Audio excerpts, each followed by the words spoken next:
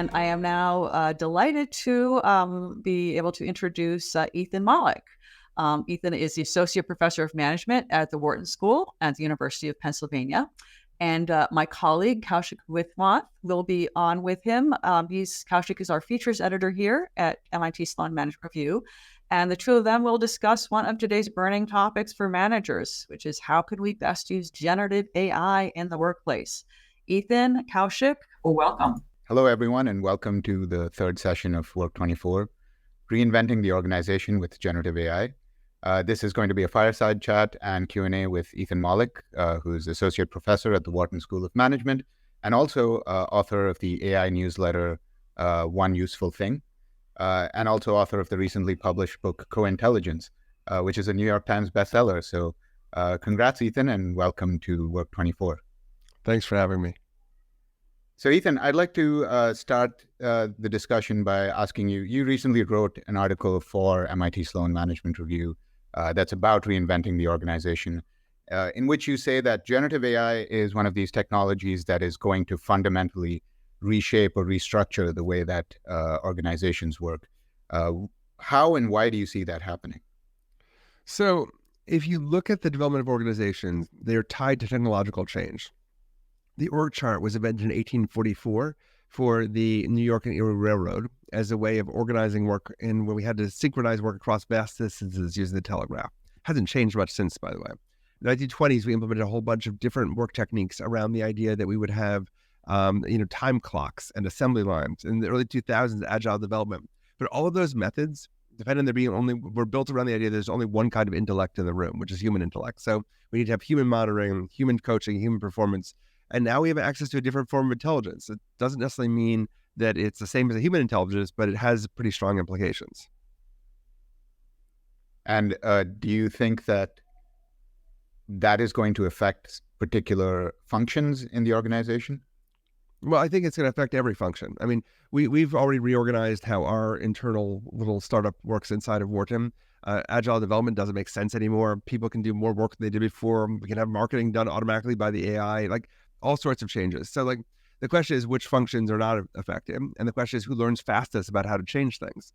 So, we have a general purpose technology. It does a lot of work at the 8th percentile of human performance, whether that's legal work or medical work. It makes mistakes too. How do we build a system of control around this that takes advantage of what it does well, but avoids the disasters that might result if it does it badly? Interesting.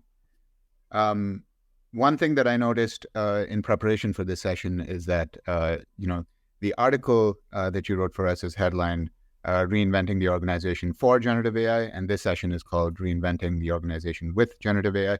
And of course, we as editors are the ones who come up with these headlines, so it's entirely on us. But I wonder if you could speak a little bit to this question of do we as the humans in the organization need to proactively make changes to the organization in order to be better prepared for the implementation of this technology? Or do you think that this is just a wave that's going to affect all organizations regardless of how we adapt to it? I think both things are true. I think we have a huge amount of agency right now, right? We have a model that we know has performance impacts. Every study we have shows real, impacts in the lab and in real world settings. And we're hearing more and more from the field about huge large scale impacts. Like when we did our study at Boston Consulting Group and with my colleagues at MIT and Harvard and the University of Warwick, we found that just giving people access to GPT-4 increases performance by 40% on real consulting tasks, without any training or anything else. Those are big numbers.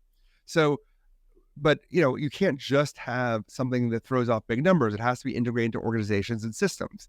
So I think I think organizations need to be thinking about this. AI will both do things to them. It already is. If they don't realize it, their employees are already using AI everywhere. They're just not telling them. But it also lets organizations do things for themselves. But if you wait for someone to tell you what that thing is, you're going to be behind. So part of it's about experimenting and learning as you go. Mm-hmm. And can you tell me a little bit more about the kind of transformation that you've witnessed and have been participating in at Wharton? What are the kinds of changes that... and we're doing experiments now, right? It's a small organization, but for example, we used to, if we wanted to get we developed a new screen for our software, right? There'd be a whole process where we'd get a team meeting together and we'd send it out to testers And then we'd have a long meeting about our own internal feelings about it. And then somebody would compile those results and we work from there. Now we don't do any of that. Who needs human testers anymore? It turns out that the AI works really well as a first pass tester. You show it a picture of a screen, say, act like a high school student. How would you react to this? And you get pretty good answers. Are they as good as a human? We don't actually know, but there's some early evidence that they do a pretty impressive job. And then why do we have a meeting to discuss our views when we just talk to the AI and each of us gives our potential views about what we want to see happen? And then the AI compiles a priority list. And then instead of having a meeting where we just talk, we can literally tell the AI, make the background green. What happens if this is larger, and actually get changes to the system? Radical changes from a week of work with all these slow delays to a day of work. Mm-hmm. And one thing that you mentioned earlier is the problem of generative AI not getting everything right all the time. We're aware of how it can hallucinate or make up facts from time to time, or just be inaccurate or leave out certain facts. We've seen this in our own use of generative AI tools in our organization. So how do you advise teams and organizations to get around the fact that this technology is not always 100% reliable? Well, I mean, it isn't, right? And that's important. There's a couple of things to think about. One of those is the analogy that we use to talk about AI is often flawed. We talk about software as our analogy, when in fact, AI is not a person, but it works like a person, right? It's trained on human writing. It works like, people who are really great at prompt crafting often have no coding experience whatsoever. So part of this is that you need to be thinking about this as like a person that you're interacting with and making changes. And then, by the way, you expect people to have big flaws and make mistakes. You'll learn what those flaws are. And it's really important to learn that because AI has this jagged frontier. It's really good at some things and really bad at other things you wouldn't expect. If you ask it to do a 25-word sentence, it'll mess up because it doesn't see words the way we do. It sees tokens. But if you ask it to write a sonnet, it'll do a great sonnet. How do we work with a device that can do great sonnets but can't do 25 words? We're going to have to learn that. And I think part of the question we have to think about is what reliability means. In large parts of our jobs, we expect there to be human error. The question is AI error worse or better than human error? We obviously shouldn't be using it to run a nuclear arsenal at this point, and I would not be taking it as your only medical advice. But given that studies keep showing that the AI's advice for GPT-4 is often better than most doctors, I would probably be asking a second opinion from the AI. How do we work all of those things together is kind of an open question. So I think the way in which we perceive or set expectations for what we get from a generative AI application is crucial to our use of it, because one thing that I've read about is that we as humans tend to place too much faith in the output that we get from these LLMs. So what level of skepticism, or if skepticism is not the right word, how much should we double check the output that we get from one of these tools? So part of the problem is you should double check, but you're not going to. This is part of why I really think we need a different standard of approach, because we can say everything we want about people double checking. The research that we have and others like Fabrizio Acqua's other work shows that as soon as an AI is good enough, everyone falls asleep at the wheel. They stop paying attention to what the AI can do and can't do, and they don't check the results. And I've seen this myself. My initial version of using AI in my classes, I had my students be able to use, I said, use AI all you want, great, and you're responsible for your errors. And that was fine when ChatGPT 3.5, the free version, was the only model out there because the AI messed up a lot. When GPT-4 came out, it messes up less than my students. I can't spot. There's still errors, but they're really subtle. So I think you're not going to check results. What we have to do is think about systems and processes, just like we build systems and processes around human issues and errors and results. We're going to have to do the same thing with AI. There'll be areas where you want AI checking AI results, or you want to be really careful or ban AI entirely. But huge amounts of white collar work, including a lot of the stuff that you and I do, is subject to error and mistake. And the question is it, the standard I tend to use is BAH, best available human. Is the AI better or worse than the best human you have access to at that moment? And that should help you decide whether you want to use it or not. Right. I think one issue that I think about a lot is with a human, the human is ultimately accountable for the errors that they make or the output that they put out into the world. And, if you find that someone in your organization is messing up too often, then they're either no longer part of the team or they get assigned to a different role. With AI, it's just one technology. And so how do you, where does that factor of accountability come in for the results? I mean, you're asking the organizational questions, right? Organizations are designed to facilitate accountability, to ensure that we have that decision rights are well distributed, to understand about systems of control and hierarchy and coordination. And the whole idea is that AI has to fit into this somehow. So I think we have to decide what those issues are. And we may have a very different view of how accountability works, right? We may decide a use is fine with some risk associated with it. I mean, do we hold accountability for people when they're doing ideation? Not really, right? Like you're generating ideas, there's a process afterwards. Do we hold accountability for, we hold accountability for errors? Do we hold accountability for upsides at every location? Like we have to be thinking about these things, I think, in a pretty complicated way. Yeah. Switching gears a little bit, I wanted to ask you, LLMs have emerged as this general purpose tool. They're good at a lot of different things. How should organizations be thinking about whether they should just use one of these models off the shelf, just incorporate ChatGPT into their organizations, or whether they need to develop some kind of custom-built tool that fits their particular industry or organization? It's a complex question.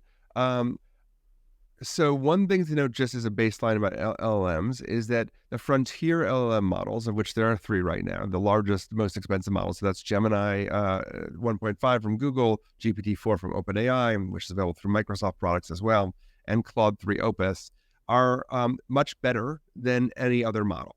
And basically, there's a scaling law in AI that the larger your training set is, the more expensive the compute is, the better the model, the smarter it is. And one of my favorite illustrations of this is Bloomberg spent $10 million plus training Bloomberg GPT on all their cool specialized stock data. They built a specialized LLM, and it did a pretty good job doing things like sentiment analysis on stocks. But it turns out of the box, GPT-4 just is better at all these things, even though it wasn't trained for finance, because bigger, smarter models are generally better. So there is a difference between the kind of thing that people are building as IT solutions, where you're trying to lower latency and decrease costs, and the kind of white-collar analytical use where you want intelligence brought in that I've been talking about here. In those cases, a slower, more expensive model is often better because it's just smarter at everything. So I recommend people start by experimenting by just having people use these systems themselves. When I was at MIT, I worked with the great Eric von Hippel, who's still a professor there. And Eric famously talked about user innovation, that people actually invent things for themselves. This is the ultimate user innovation. The initial use has to be a use for people to understand what it's good or bad at, what it's used for. That can go in parallel with or a precursor to customized solutions. But I think people are overestimating and building customized solutions first before figuring out what their strategic advantage is from AI. And speaking of user innovations, you've been working with a lot of companies that are they're finding new ways to both develop this technology and implement it in new ways. What are you seeing as some of the most interesting new applications? So I think that there are, it's less about applications than I think trends that are going to be widely implemented everywhere. And I think I could show you a couple if that helps. Yes. So let me show you 2 things I think everybody should be thinking about. One of those is agents. Okay, so I'm going to show you Devin. I don't take money from any AI lab, including Devin, and it's still very flawed in a lot of ways. But I think there's some interesting things to note about it. So this is that it basically works kind of like a person. Like I give it instructions. Like here it was like business. I just started this a couple seconds ago. I want to understand the key. Here's a Excel spreadsheet. I want to understand the key assumption of the spreadsheet and do the work. And you'll notice what the AI does is it comes up with a plan and it just starts executing the plan. It has, it's building code, it's opening documents, it's compiling reports. I don't have to do anything. It'll ping me if I need help. In the meantime, it's just going to go and spontaneously do the work. What makes this so interesting, and you can see all kinds of fun examples of this. Here's like I asked it to look up the educational standards for teaching 11th grade history teachers about history students about the Red Scare. And you can see it went through a whole plan. And then in the end, what did it do? It gave me, let me see if I can actually find it here. It gave me a nice full working website. Let me see if I can locate it. Where are you? I have to find where I put it. But I get a full working website. I'll find a different one, fun website for you. And it just runs, right? It builds all the stuff I need for me. Is it amazing yet? No. But what it does that's really interesting is that it actually works like a human. So in terms of integrating within an organization, and here's one that that I built to analyze 10K documents. I just have to give it instruction, and it goes ahead over time and builds the code it needs. It searches the web. It does all the work. This fits in with how human organizations work because it's kind of like working with a contractor. You assign a task and it does it. So I think that's one big thing to watch out for. OpenAI is explicitly building better agent tools. I expect we're going to see a lot of this, and it's going to change how we integrate with organizations rather than just working with chatbots. The second is massive context windows. So this is Google's Gemini 1.5, and it has a million token context window, which means it can hold a million tokens of almost words of information at a time, which means I can do things like throw in everything I've ever written and ask it to talk about the themes, give me quotes from my work. It does a great job on that. But I also could do things like throw in an entire video. Let's see if we can get one in here successfully. And let's see here. And I could say, tell me, this is a 30-minute video, right? Tell me interesting things that happen that might appeal to a kid. Give me timestamps.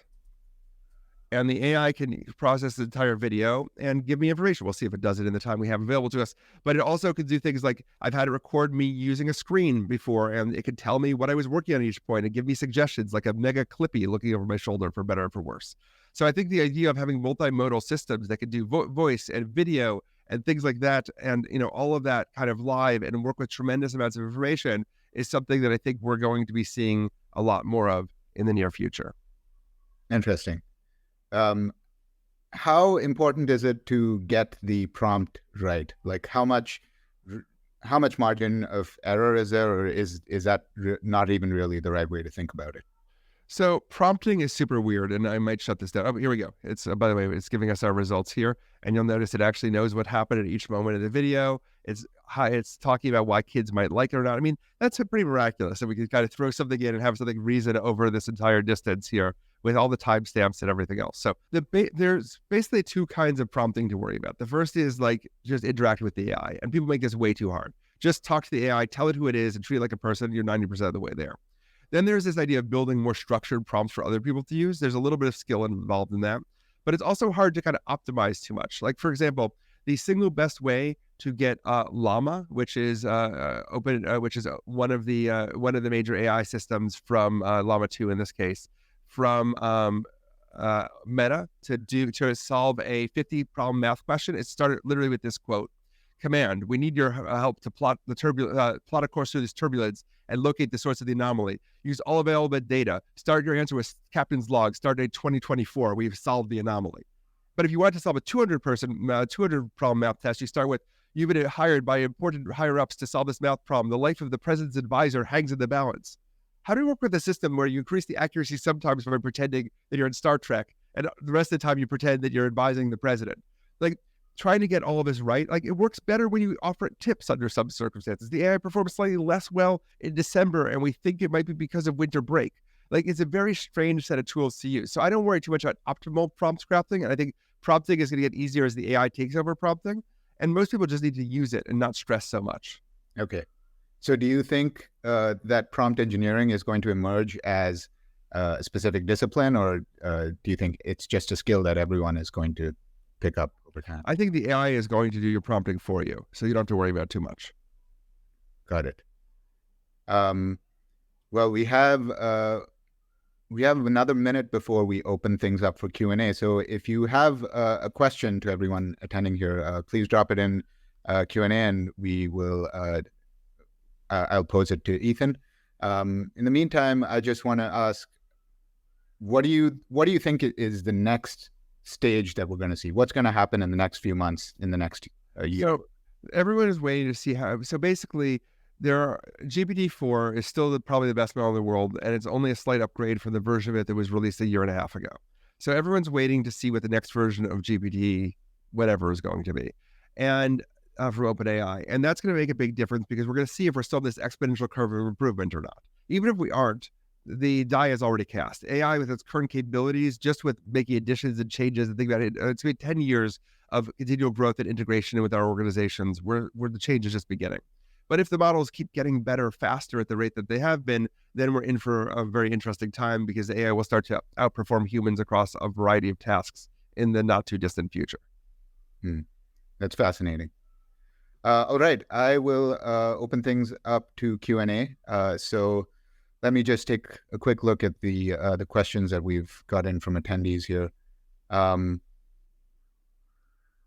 So one interesting question is, how do you handle the degradation of AI models when LLMs start using their own outputs as future inputs? Do you see that as an emerging problem? So this is a concept called model collapse.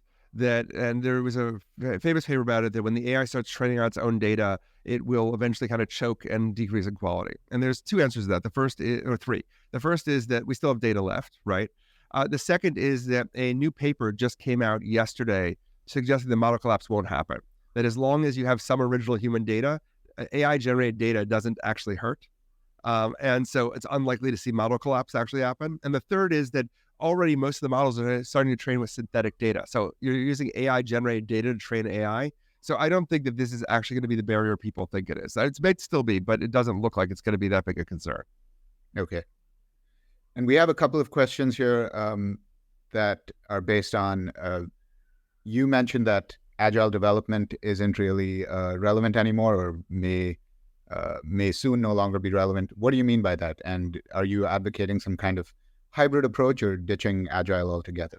I am suggesting that agile was built around particular sets of constraints, right?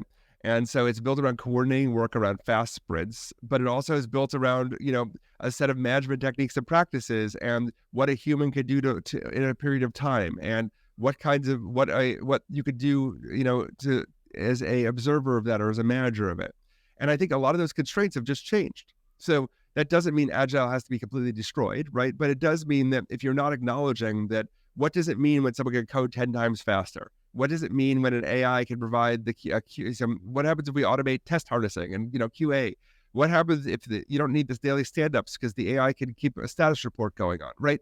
You have to rethink these things. We don't have answers. Organizations get to decide this. But I think we have to recognize that the constraints on things like coding have changed dramatically. And the organizations that figure out how to take advantage of that will do much better than the organizations that don't. We've also got a question here about skill building and foundational skills. One concern that I've seen expressed from some people in senior management is that if people have access to these AI tools to take care of a lot of the sort of work that's done by lower level employees, then those employees don't develop the necessary skills that they would need to have an understanding of, have the kind of understanding they would need to be effective senior managers. So in that sort of skill development across the course of a career, how do you see AI fitting into that picture? Yeah, so I think that the crises within the school systems and education we could solve. AI ultimately will make us better teachers, and we'll have to change how we do some things. I am very worried about what happens once they graduate, right? Like I got my MBA before my PhD at MIT Sloan, and much like with my students, I teach people how to be good generalists. And then they go and work for a company, and they learn from an apprenticeship system about how to actually work for that company. So they write deal memos over and over again if they're in finance, or they might be, doing editorial content if they're in publishing. And it's kind of tedious, and it's kind of low-level work. And you might get yelled at a lot if you have a bad boss, but that's how you learn about how your field works. And the thing that worries me most is the apprenticeship system breaks first, right? I would argue that in most cases, AI is already better than most of your interns. If you haven't used a GPT-4 model for 10 hours and haven't played with it enough, you may not know that, but I would be surprised if in most fields, it doesn't outperform most interns. And the question is, are you still going to train people in the same way when the deal is broken, right? The deal is, I help train you, you do work, but if I get the work done another way, am I still training people? I think we're going to have to rethink about how formal training operates in organizations. Mm-hmm. And are you seeing any new approaches to training itself, or is it too soon to say? Yes. My classes are now 100% AI required. So I literally I have AI tutors in their classes and AI mentors. They interact with AI simulations. It's built deeply into how I teach. So I'm sure we'll see more of that spread as well. Okay. We've got a couple of questions here around concerns around confidentiality, data privacy, and ethics. What are the main issues that you see emerging around those themes, and how do we tackle them? So I'm going to give you something controversial, which is privacy is way overrated as a concern. There are other ethical concerns I'm concerned about, but privacy, I've been trying to figure this out because everyone's using cloud apps in their organizations all the time, right? You are regularly sending documents to the cloud. The cloud has access to confidential files constantly in most organizations, right? And people don't get worried about that. You don't think Dropbox is going to steal your files or that Google is stealing your email. Like, it just won't occur to you. So why do people, AI is a software process, right? It's not something magical. But I think that people think of AI like an entity.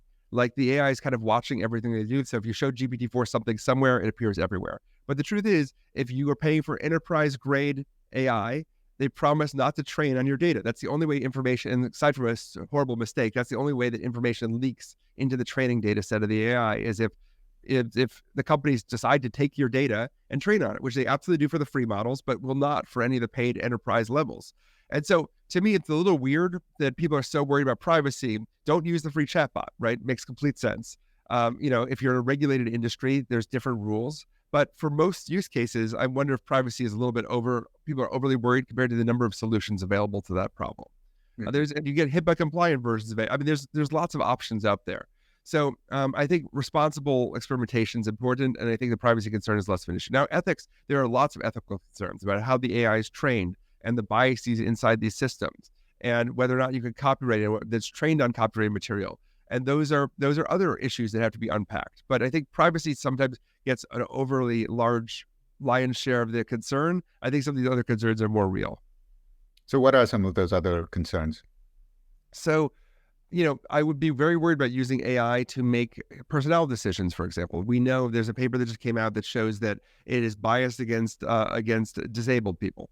However, if you give it DEI training manuals, it actually removes the bias. So it's kind of interesting. There's a version of this.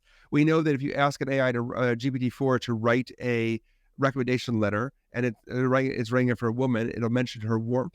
If you mention it more, and if you give it, ask it to write a letter of recommendation for a man, it'll mention his competence more. That is a very human bias the AI replicates. So it replicates their own biases. I mean, I think there are things to be worried about and concerned about, but I think that, again, treating like a person, understanding what's good or bad at, I give you a private decision-making authority by staying the human in the loop. That's what's important here. That leads me nicely into a question that we have here about policymaking in organizations. Are you seeing organizations craft, organization-wide policies around using AI and how it should and shouldn't be used in decision-making? And what are some sensible guidelines that organizations should adopt? So what I'm seeing from a lot of organizations is very vague guidelines that absolutely discourage anyone from using AI, because it tends to be things like use it for good measures, but if you use it for bad measures and you don't get approval, you'll be in trouble. So what happens is everyone still uses AI. They just don't tell you about it, right? So I spoke to a woman who wrote a policy banning ChatGPT use at a bank, and she used ChatGPT to write the policy on her phone. So I think part of the issue you have to recognize is there's a difference between pro forma kinds of stuff, which is like we're covering ourselves legally, and actually trying to create real policies that guide the organization. And I think that, ethical use is really important, but you have to recognize that people are using this in a shadow IT way. So I hope that people are realistic about what they embrace for policies, right? Do you trust your employees to not do wrong things? Do you want to specify what never to use with AI, but otherwise you can use it? Do you want people to disclose in a responsible way that they're using AI? What incentives do they have in your organization to do that? Because if the incentives are, I might get fired if I use this wrong, or even worse, if I use it right, I might get fired because you'll realize my job, it can be automated. People are going to share things with you. So I think if people think in terms of policy making, but not in terms of culture or change, and in a lot of ways, that's much more important.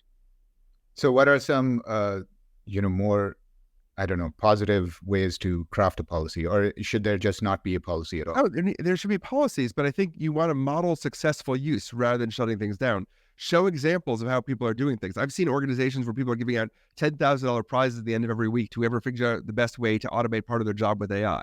Like, I think it can't be you will be punished if you use it wrong, and there's no reward if you use it right. So modeling behavior, I often recommend that C-level executives spend their 10 hours to learn how to use AI, and then model that behavior. You show it off in meetings. And then you can have negative things. Don't do this, but do this. But the real danger is only showing don't do this. People are just going to secretly do it, or they're going to not do it for you. They'll do it for themselves. Got it. Well, we're all out of time, Ethan, and I'm sorry to everyone whose questions we couldn't get to, but thank you so much for being here with us.